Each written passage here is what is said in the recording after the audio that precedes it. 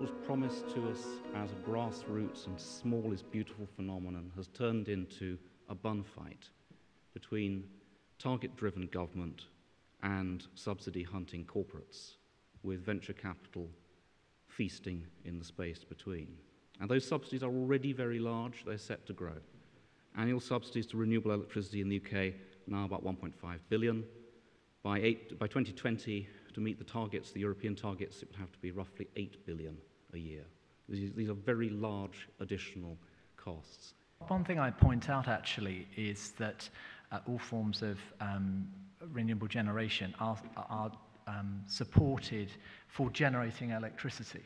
I think that might sound stating the obvious, but there are huge amounts of money that have supported other forms of generation in less direct ways. So, for example, I read just the other day, actually, that I think the government has just finished making the final payments of a £4 billion settlement, essentially, to coal miners in the UK who have suffered a number of ailments over the years. I think vibration white finger, respiratory diseases and the like. £4 billion has gone from the taxpayer to settle these sorts of claims. But I just want to pick up the external costs of climate change.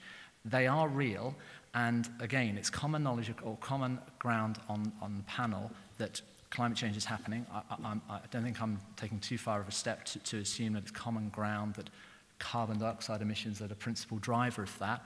Clearly, most carbon dioxide emissions come from fossil fuels, and so we are subsidising fossil fuel, perhaps not through bills directly, but 2p a day for onshore wind, I think I can afford that. Well, surely it's beyond dispute that global warming and carbon emissions have a cost. Just because that cost is controversial doesn't mean it's not there. And furthermore, as Matt was pointing out, the costs of fossil fuels also include the problems of mining accidents, the numbers of miners in China, the accidents in North Sea gas rigs. The costs are not just to do with carbon, they're to do with the other wider environmental costs. So fossil fuels have huge environmental costs. I wouldn't accept that just because it's difficult to quantify those costs that they're not real.